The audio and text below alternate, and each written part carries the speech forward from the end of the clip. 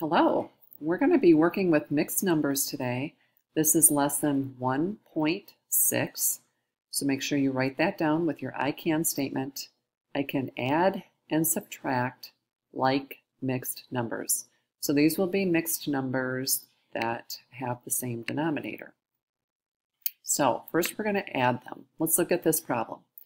Samantha swam 1 2/3 lengths of the swimming pool this morning and 1 2/3 lengths of the swimming pool this afternoon. So how many lengths did she swim today? So we're going to total those up. This is an addition problem. Now one thing you could do is draw a picture. So what you see here is 1 2/3. So you see one whole plus 2/3 of another and another 1 2/3. So if we add up all of the whole pieces, there's 1, 2, and then 3/3 make another one. So we would have 1/3 left over. So 3 wholes plus 1/3 gives us 3 1/3 total. So therefore, Samantha swam 3 1/3 lengths. So this is the same problem. Let's look at another way we can do it. We can add the whole number parts and add the fraction parts separately and then regroup them. So this is how it would look horizontally or going across. Here's our problem, 1 2/3 plus 1 2/3. So if we first add up the whole numbers, we group the ones together and then we group the fractions together, we would see that we have 1 plus 1 is 2, and then 2/3 plus 2/3 is 4/3. But that's an improper fraction, so we want to do something about that. So we can take the 4/3, cut it up into 3/3 plus 1/3. So there's 2 wholes. 3/3 makes another whole. So there's 3 wholes altogether plus your third. And again, we end up with 3 1/3. So now let's look what that would look like vertically, or we also call it stacked up. We can stack them. So we add the fractions first. 2/3 plus 2/3 is 4/3, and then 1 plus 1 is 2. So again, just like on the other side, we have 2 4/3, and then we can simplify that to 3 1/3, like I had shown you before. So here's a third strategy. This is called convert and add. So we can rewrite the mixed numbers as fractions and then add them. So we have our 1 2/3 plus 1 2/3. So if we think of 1 as 3/3, 3/3 plus 2/3 is 5/3. So if we add 5/3 plus 5/3, we're going to end up with 10/3. Now, all fractions are division problems. We want to turn this back into a mixed number because right now it's an improper fraction. It should be simplified into a mixed number. So this actually means 10 divided by 3, which you could write like this, 10 divided by 3. So we ask ourselves, how many times does 3 go into 10?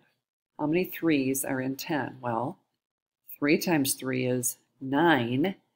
And then when we subtract, we end up with 1 left over. So we're going to report that remainder as a fraction. The 1 is going to become the numerator, and this 3 is going to become the denominator. So it would look like this, 3 1/3. And as you can see, we've gotten that same answer, 3 1/3, each time, no matter which way we've decided to do it. So, subtracting is very similar. Let's look at this problem. I have 3 5/6 yards of string, and I'm going to cut some of it off for my sister. So how much string do I have left? So this time we have a subtraction problem, 3 5/6 minus the 2 1/6 that I gave my sister. So if I Subtract 5 minus 1 is 4/6, and then 3 minus 2 is 1. So I have 1 and 4/6. Now we talked a few lessons ago about how fractions can be simplified by dividing the top and the bottom by the same number, and if we use a divisor of 2 for both of those, we end up with 1 and 2/3. Now, what happens though when we have a problem like this? I rode 7 1/5 miles on my bike. My friend rode 2 4/5 miles. I rode more, didn't I? How many more did I ride? So again, this is a subtraction problem, but this time, when I try to subtract my fractions, 1 minus 4, I can't do that. So I'm going to have to ungroup. So here's 7 1/5 can be written a little differently. I can take that 7, it's kind of like borrowing. I'm going to change the 7 into a 6, and I'm going to move that whole number over to the fraction side. So fifths as a whole number would be 5/5. So I'm going to borrow from the 7, make it a 6. I'm going to move 5/5 over to the fraction side and add the 5/5 to the 1/5 that's already there. So here's 6 plus 1 is 7, 7 1/5. So what I have here still equals 7 1/5. So when I add those up, I end up with 6 6/5. I'm going to leave it that way for now because now I have enough to do my subtracting. So 6/5 minus 4/5 is 2/5, and 6 minus 2 is 4. So my answer then is 4 2/5. So stacking them works basically the same way. 1 minus 4 I can't do, so I borrow from the 7, it becomes a 6. I move my 5/5 over for a total of 6 6/5, just like I ended up with over here. So now 6 minus 4 is 2/5, 6 minus 2 is 4, so 4 2/5. I rode 4 2/5 more miles.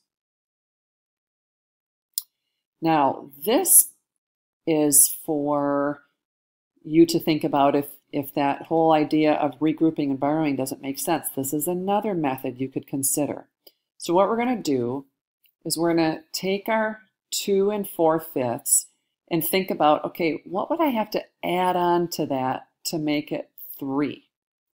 So 2 4/5, I'm going to need 1/5 to bring that up to 3, because 2 4/5 plus another 5th would give me the whole number 3. 2 5/5 is 3.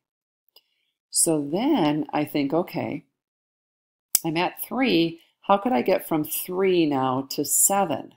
I would need to add on 4.